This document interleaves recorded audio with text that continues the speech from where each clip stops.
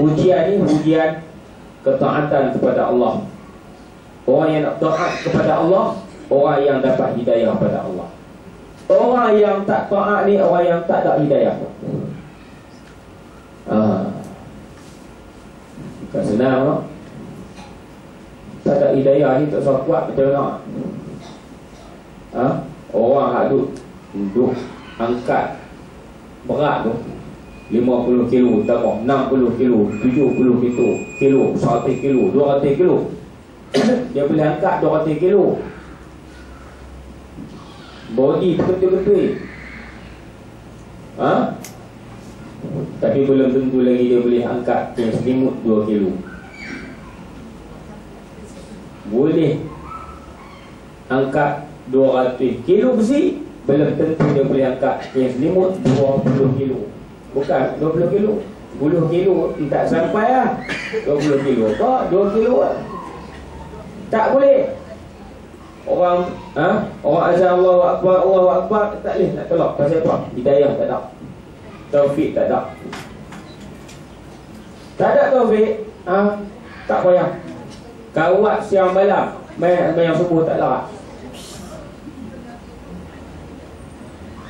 Budak-budak sekolah kan, bawa perak siang malam nak pelatih, nak berlawan, nak bertanding, tapi semua sembahyang syak dan melihat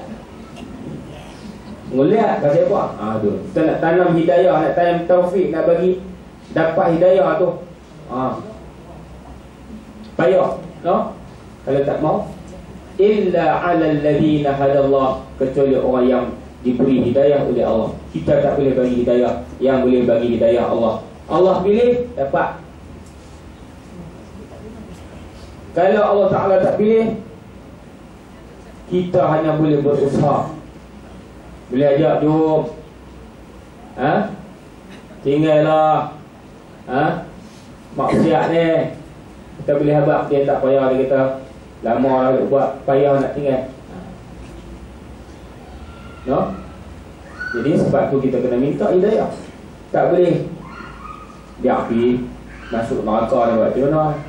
Tak, bukan ayat tu kita nak doa kat orang. Ayat dia, Allahumma hdi qaumi fa innahum la ya'lamun. Ya Allah, bagilah hidayah kepada kaum aku, mereka ni tak erti. Tu ayat Nabi.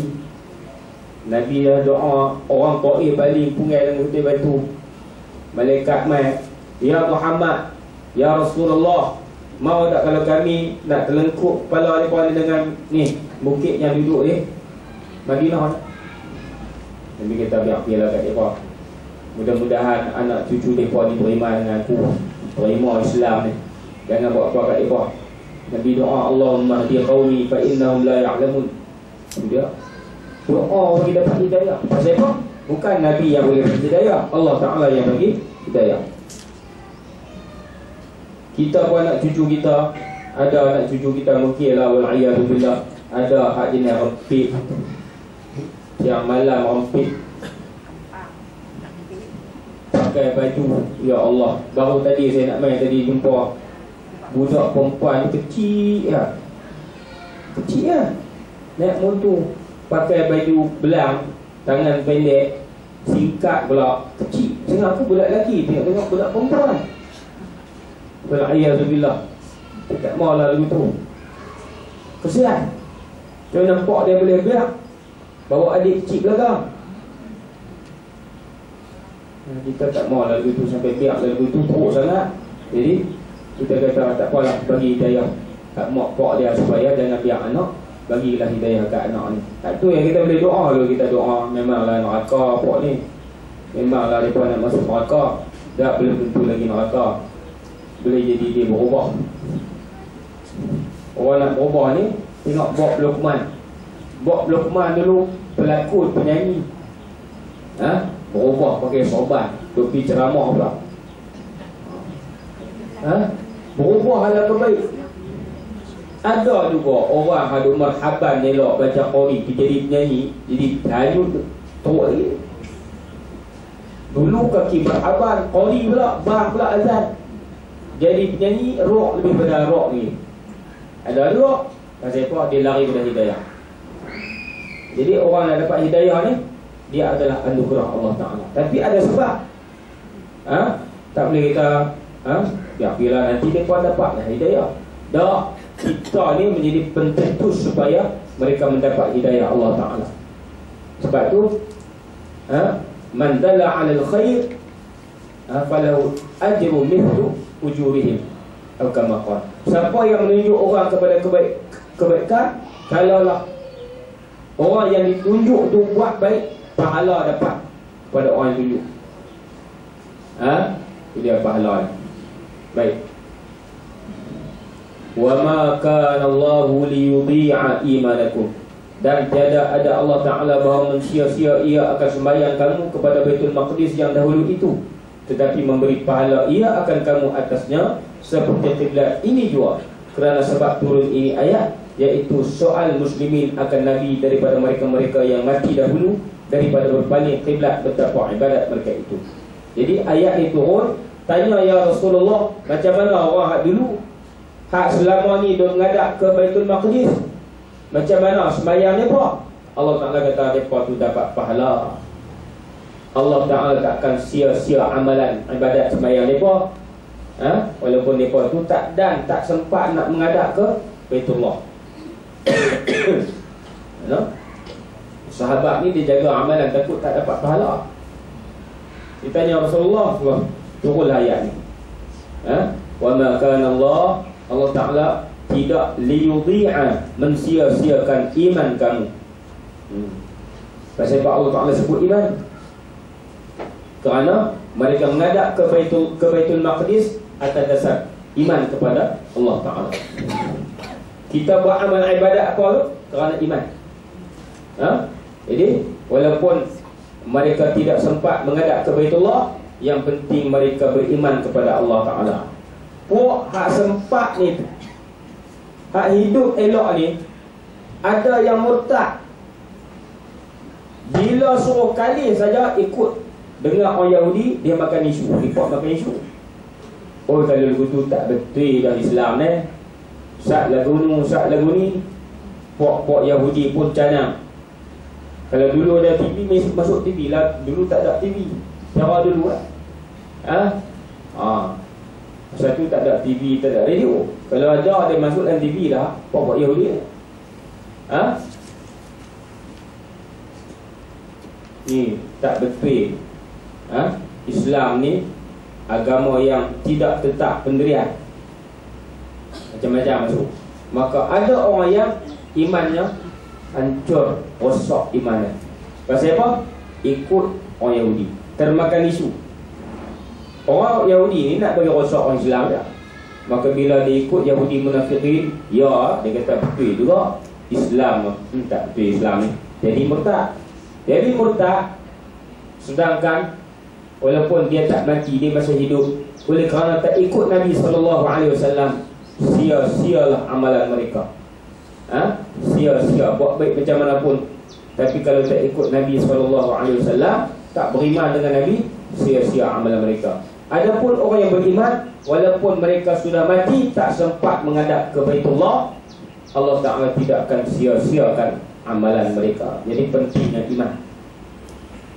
Innallaha bin-nasi la-ra'ufur rahim, bahwasanya Allah Ta'ala dengan manusia yang mukmin itu amat kasih sayang, maka tiada mensia-siakan amalan mereka itu.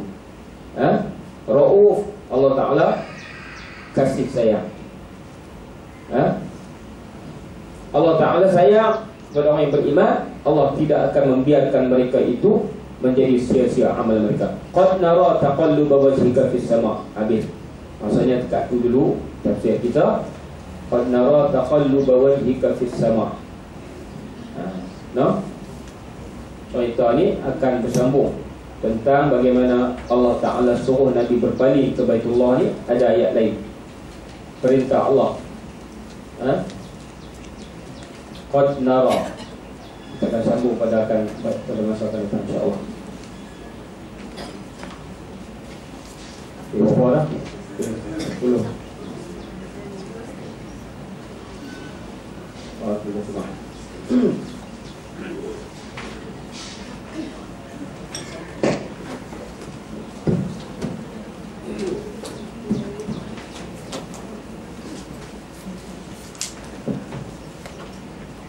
Bismillahirrahmanirrahim.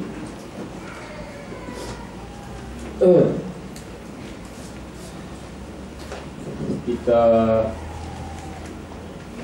zikrullah dulu sebelum kita masuk ke kitab. Ya.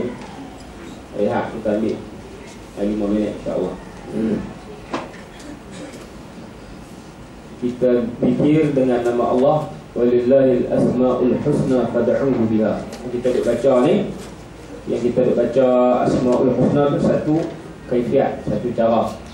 Yang kita baca nas'aluka ya man tu, kita baca semua nama. Dan kita boleh pilih nama-nama Allah mengikut kesesuaian hajat kita. Contohnya kalau kita ni kesempitan rezeki, boleh kita baca Ya Razzaq, Ya Razzaq, Ya Razzaq. Kalau kita ni nak ilmu, kita ni rasa jahil, Ya Alim, Ya Alim. Kita nak anugerah Allah, apa saja anugerah yang kita minta, Ya Wahhab, Ya Wahhab.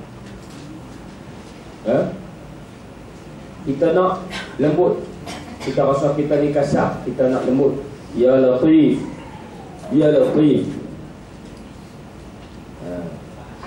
Kita berdepan dengan musuh, orang nak buat kita, ligan kita, ataupun main nak ketok kita, Ya Qahhar, Ya Qahhar. Jadi mengikut keperluan kita. Yang kita makan ubat lah. Kalau kita makan ubat sakit pinggang, makan ubat sakit kepala, tak apa ya. Ini bukan ubat tapi ini permohonan. Kalau kita sakit perut, kita harap Ya Allah sakit kepala, tak apa ya. Kita harap sakit perut lah. Lagilah sakit perut. Sakit perut, dia pegang kepala, Ya Allah sakit kepala, perut sakit. Jadi kesesuaian kita. Macam mana kita nak baca? Dengan beberapa cara juga. Yang pertama, kita boleh baca nama dengan alif lam. Kalau Ar-Rahman, Ar-Rahman, Ar-Rahman, Ar-Rahman, Ar-Rahman, boleh.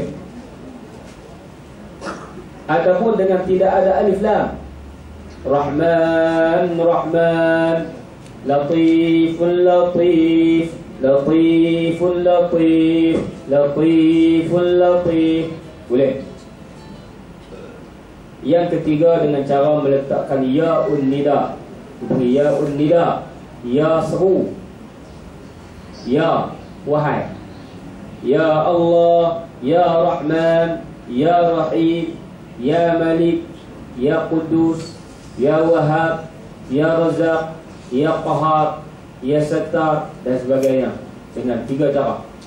Dengan letak alif lam, tanpa alif lam, ataupun dengan meletakkan Ya'un Nida.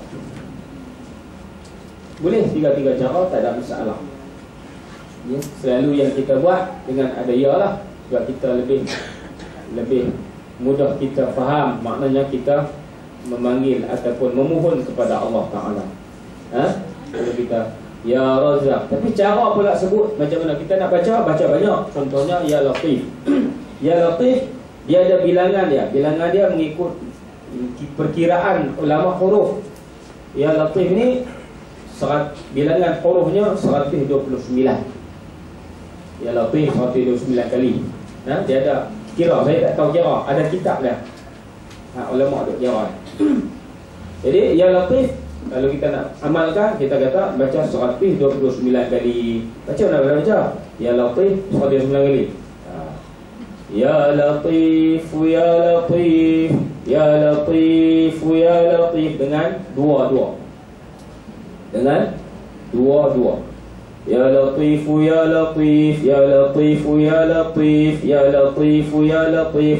Ataupun kalau nak tanpa ya, Latiful Latif, Latiful Latif,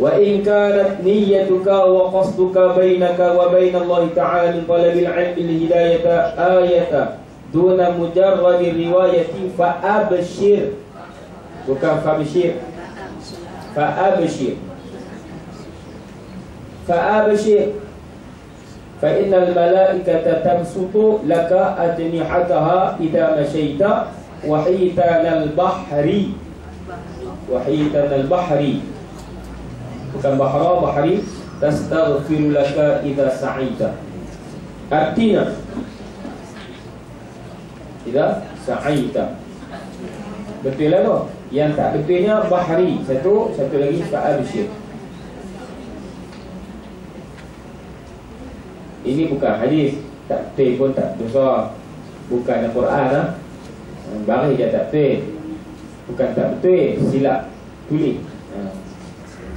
Artinya, dan jikalau ada niatmu, jikalau ada nitam, niatmu, jangan silap macam nitam. Ada nitam ni apa benar? Oh, yang kamu tak lupa. Niatmu, tulis lama. Artinya, dan jikalau ada niatmu dan qasadmu antaramu dan antara Allah Ta'ala daripada menuntut ilmu itu akan dapat hidayah, tiada semata-mata riwayat,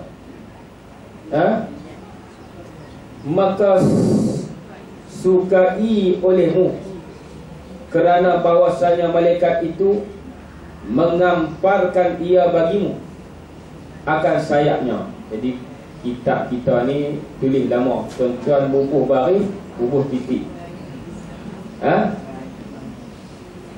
Apabila engkau berjalan dan segala ikan laut memohon akan ampun bagimu kepada Allah Ta'ala, apabila engkau engkau usaha ia di dalam menuntut ilmu itu, usaha ia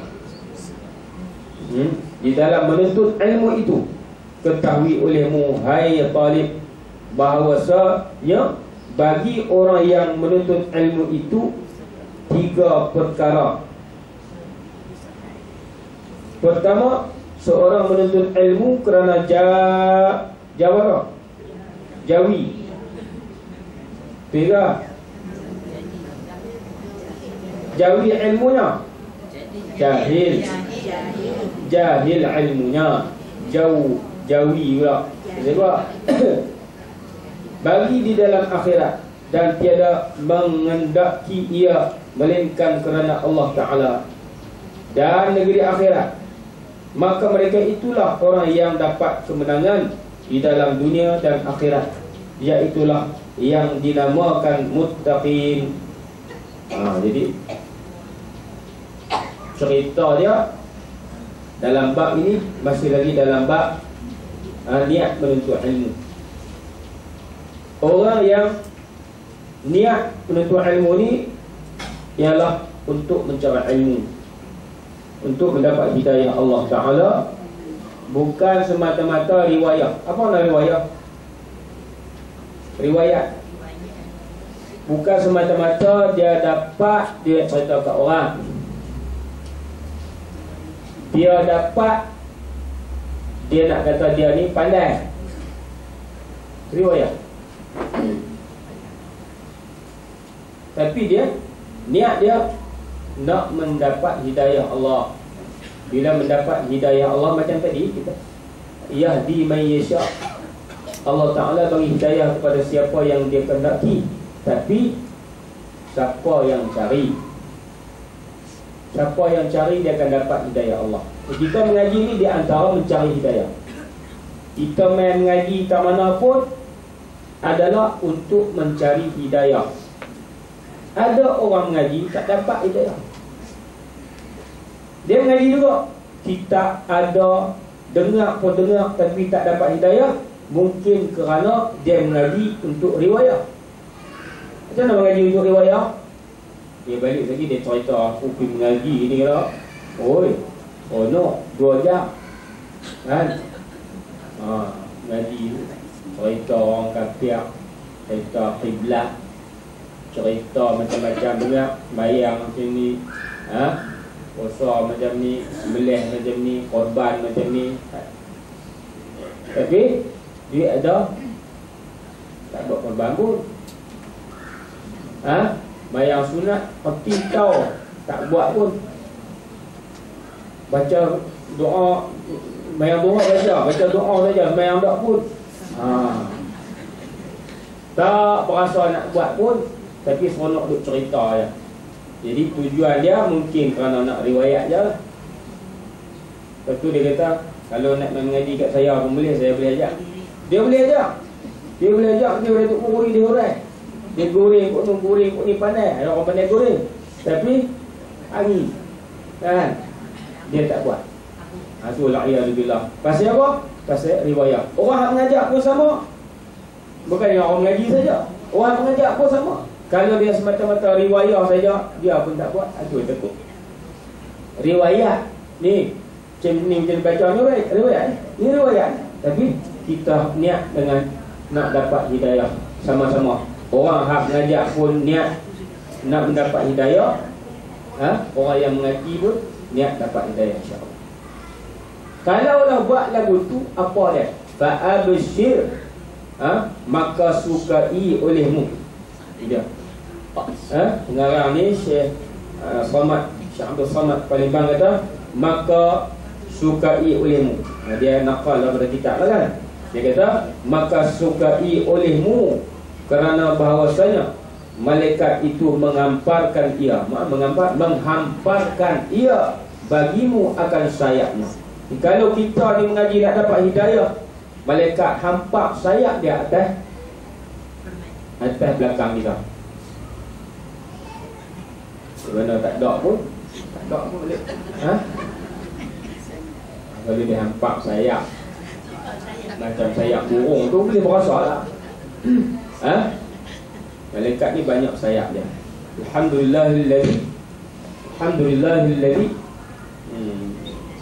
Alhamdulillahilladzi ja'ala al-malaikata rusulan uli ajnihatin mathna wa thulatha wa ruba'. Dalam surah Fatir, malaikat tu ada mathna, 2 sayap, ada 3 sayap, ada 4 sayap. Jadi dia bersayap malaikat. Tapi sayapnya macam burung ke? Allahu a'lam. Kita tak tahu sayap malaikat itu macam mana, kerana dia bukan jenis makhluk yang berjisim seperti kita. Dia nurani, makhluk nurani, makhluk yang cahaya. No? Cahaya. Nabi SAW ditunjukkan rupa malaikat Jibril itu 4 kali, kata setengah ulama, 4 kali. Ketika Nabi baru terima wahyu, Nabi keluar pada gua Hira, malaikat menunjukkan rupa asalnya. Ketika Nabi nak Isra Mi'raj, suatu ketika malaikat tunjukkan rupa asalnya. Itu dia 4 kali. Kita ingat 2 kali lagi masa mana, tapi setengah ulama kata 4 kali. Nabi melihat Jibril alaihissalam dalam rupa-rupa bentuk asal. Maknanya ada sayap. Baik. Maka suka olehmu kerana malaikat menghamparkan ia bagimu akan sayapnya apabila engkau berjalan. Bila kita berjalan, malaikat jaga. Maknanya menghamparkan sayap ni mendapat pemeliharaan malaikat. Kita kalau tengok raja ke sultan ke menteri ke perdana menteri ke lalu kan, dengan escort dia, dengan polis trafik, kalau kita rasa kemai tau, rasa hebatnya, hebat orang escort. Dah tak kemai.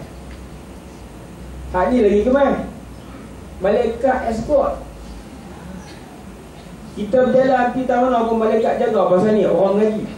Dia cuba tuan-tuan tak usah mengaji bang sebulan, kelas paksi tak usah main masjid, tak usah pergi dengar sebulan, apa akan jadi? Agak-agak apa akan jadi? Ragu. reti mati tak tahu jadi serabut. Nak belikan apa tau? Aku tak masak tak apa. Tak reti nak belikan apa. Serabut perut. Serungai. Hidup kita jadi serabut, hidup kita jadi serungai, hidup kita jadi tak tahuan. Cuba tinggal mengaji sebulan. Selama sebulan. Bangkit pagi, okey, lepas sembahyang tu buat cucuk, makan. Pergi menarah depan rumah. Main duha pun tak payah. Lepas sembahyang. Lepas sembahyang, buat nasi, makan nasi, apa semua. Tak usah mengaji. Sebulan. Saya rasa ubah perangai. Hati tak senang. Berkelahi lelaki bini tak jarak. Kelahi, silap sikit kelahi. Gulai tak masin pun kelahi. Apa buat gulai? Garam mahal sangat kau? Masin pun kelahi, tak masin pun kelahi. Lempak habis pinggan-pinggan kau. Kata apa? Serabut. Orang serabut. Ada mengaji pun kadang-kadang serabut dan mahu tak mengaji. Lagi serabut.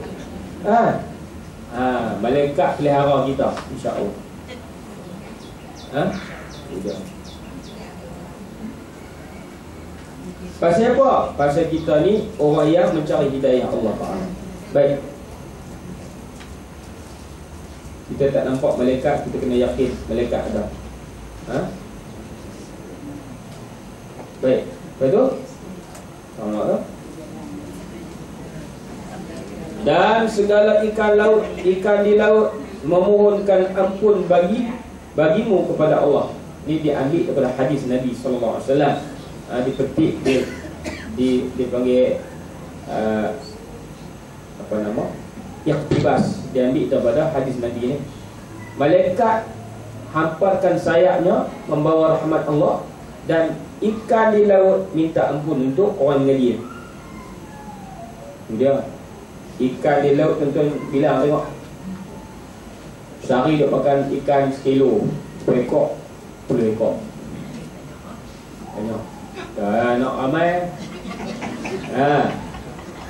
Dalam ni ada kata-kata ada 100 orang. 100 ekor kali 10.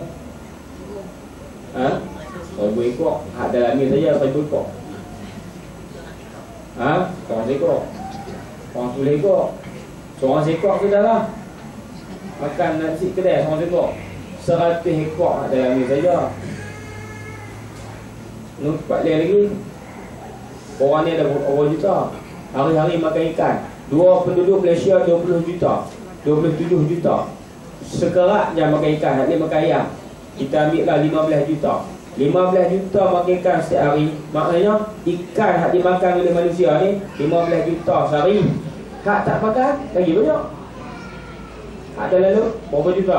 Banyak. Ikan di laut minta ampun untuk kita. Apa ikan ni banyak pada manusia. Manusia makan setiap hari tak pernah habis ikan. Allah Ta'ala buat ikan tak pernah habis. Kalau ikan habis, susah kita. Kan nasi dengan garam. Tak habis. Ikan berjuta-juta dalam laut minta dia minta ampun cara dia untuk kita. Kalau kita boleh dengar jenuh, tak boleh duduk atas dunia ni pasal dengar ikan. Dia. Apabila engkau usaha di dalam menuntut ilmu, idza sa'aita, maknanya bila kita usaha menuntut ilmu, berjalan kaki kita, usaha ni banyaklah. Berjalan kaki, naik motor, naik kereta, tumpang kawan, usaha semua. Ada orang kata tak ada kenderaan, payah nak tumpang orang, tak payah pergi mengaji. Tak, tumpang kawan, kawan pun tumpang pahala.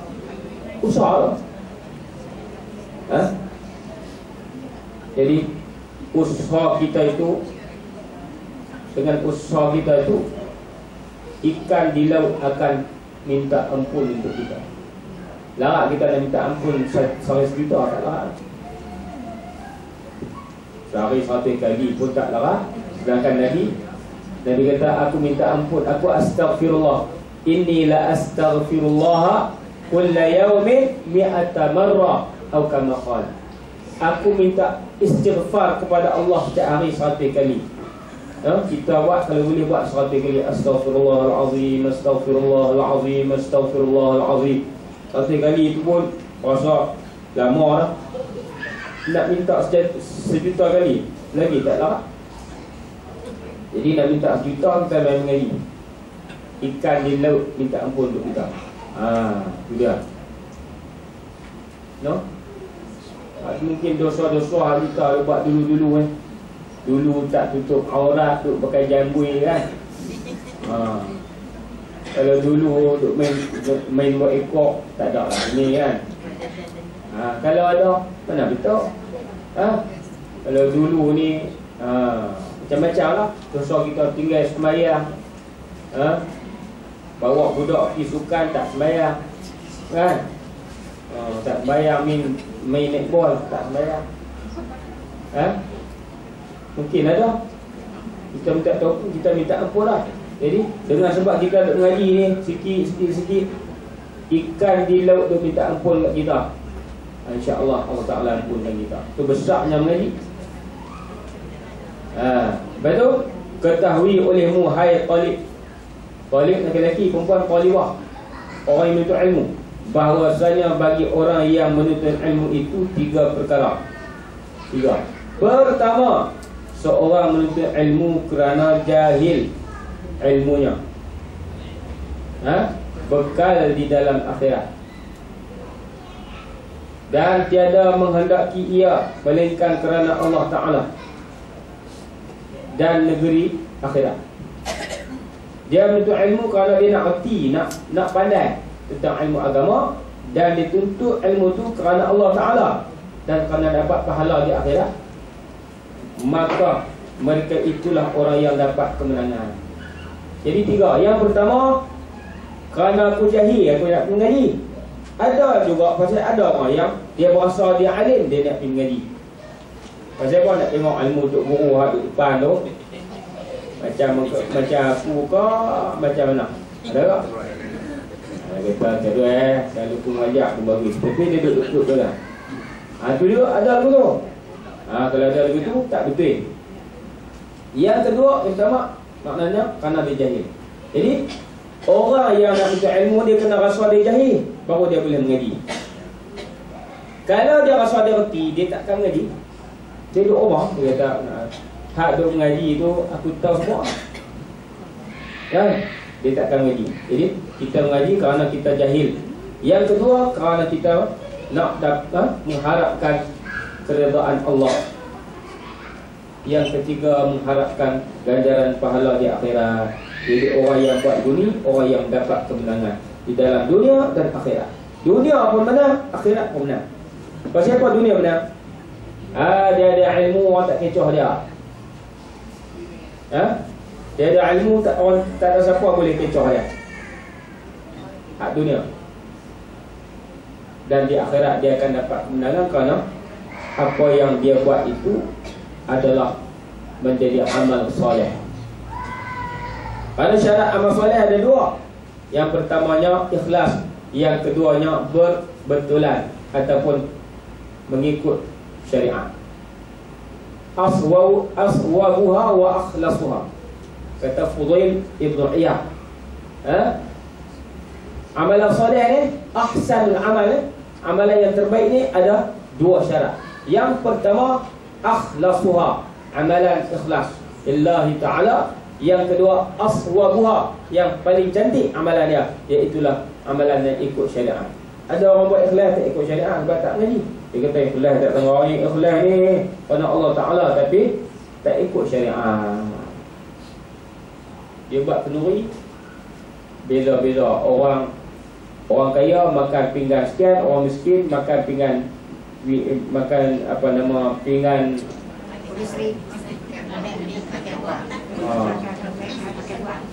pakai buah. Orang kaya duduk tempat sim, haram buat kenduri lagu tu. Tak boleh. Beza-beza. Orang miskin pakai, ya. sama. Bagi buka telur saya ni hak orang kaya. Ni orang bagi duit banyak, bagi telur elok. Ni pakai duit RM1 kita bagi sikit juga. Bagi celak padangan duit dia bagi tak ikhlas. Baik tak usah bagi senang. No? Kita pergi tengok dapat celak dah. Kalau ustaz bagi bunga telur elok lah. Kan? Ni hak orang harap ni kat ustaz lah bagi bunga telur elok. Tapi tengok kawan hak baru terima ustaz ni celaknya ni macam mana kau dah. Jangan bezalah. Bagi semua. Kalau idang semua. Kalau jadi kalau ikhlas pun macam tu. Tapi dia kata ikhlas ni bagi ikhlas tak betul. Ikhlas tu betul tapi cara tak betul, tak dapat apa lah. Ada orang buat betul tapi tak ikhlas. Dia bagi sama elok je tapi tak ikhlas. Tak ikhlas. Dia bagi semua bagi telur. Betul tu. Tapi dia kata ni cara yang bagus. Nanti orang kata aku ni buat cara ikut syariat tu yang tunjuk ke orang. Jadi tak ikhlas juga. Tak ikhlas tak dapat apa lah. Nanti orang kata aku ni tak buat karaoke. Kalau buat karaoke puasa tanya lah. Tapi kalau orang kata payah kan. Pasal orang kata dia tak buat. Tapi antara dua, ada orang buat juga. Dia kata aku buat juga. Pasal aku tak buat. Pasal orang kata baik aku buat. Tu teruk dia tu. Dia kata karaoke ni kalau aku tak buat aku tak ikhlas, baik aku buat. Pasal tak mengaji lah kau tu. Jadi ingat akhlasuha wa aswabuha. Paling ikhlas kita cari yang paling ikut syariat sekali. Dua benda ni insya-Allah kita akan dapat pahala besar di akhirat. Yang dinamakan muttaqin, orang yang dinamakan muttaqin seperti firman Allah Taala, innallaha yuhibbul muttaqin. Bahwasanya Allah Taala amat kasihlah ia akan orang yang muttaqin. Jadi orang yang muttaqin itu orang yang buat atas dasar ilmu, buat amalan atas dasar dia ilmu, dia kenal Allah Ta'ala, maka dia akan jadi orang yang bertakwa. Dan lagi firman Allah Ta'ala, وَتَزَوَّجُوا فَإِنَّ خَيْرَ الزَّادِ التَّقْوَى. Artinya, dan apabila oleh kamu bekal di dalam akhirat, maka bahwasanya yang terlebih baik. Artinya dan apabila oleh kamu, ni berjelawak. Dan apabila oleh kamu, betul kan? Tazawwadu ni berbekal. Dia tulis apabila. Kita takwil jadi ambil. Ambil, bawa. Bawa bekal. Artinya dan ambil oleh kamu bekal. Betul tak? Ambil bekal. Apabila pula siapa? Jadi titik tu, fa tu jadi mim. Ambil oleh kamu bekal di dalam akhirat. Maknanya buat bekal di akhirat. Maka bahwasanya yang terlebih baik daripada bekal itu iaitu takut akan Allah. Bekal yang paling baik ialah takut kepada Allah Ta'ala. Panjang ni nak konti tak boleh. Bermula makna taqwa itu iaitu mengerjakan taat dan menjauh akan maksiat. Itu makna taqwa. Buat yang taat, jauh maksiat. Seperti yang lagi tersebut makna taqwa itu di dalam kitab ini, insya-Allah Ta'ala. Kedua, seorang menuntut ilmu kerana menolong. Baik. Hak dia kata 3 perkara tu baru satu dia sebut. 3 perkara yang selamat tadi ni baru satu. Dia menuntut kerana jahil, kerana mengharapkan pahala di akhirat tu baru satu. Untuk diri dia tu. Yang kedua, untuk menolong akan kehidupannya di dalam dunia dan kerana dapat kemuliaan dan kemegahan dan kerana dapat artinya, maka mereka itu sangat jahat. Itu cerita orang jahat pula. Hak mula ni orang yang betul lillahi ta'ala. Yang kedua, nak menuntut kemegahan. Kita akan baca pada masa akan datang.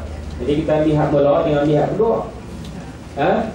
Ambil kedua, dunia dapat, akhirat tak dapat. InsyaAllah. Jadi tuan-tuan, walaupun kita kata bab ni aku tahu lama dah duk baca buku, banyak kali tiap buka buku tasawuf saja, buku hadis saja, cerita ni duk ulang. Tak apa tuan-tuan, kita duk tengok iklan dalam TV tu hari-hari. Lepas 10 minit dia ulang, lepas 10 minit dia ulang. Pasal duk tengok hari-hari tu dia kita pergi kedai kau ingat. Tidak. Kau ingat nak beli sabun ni. Pasal buat iklan tu sebut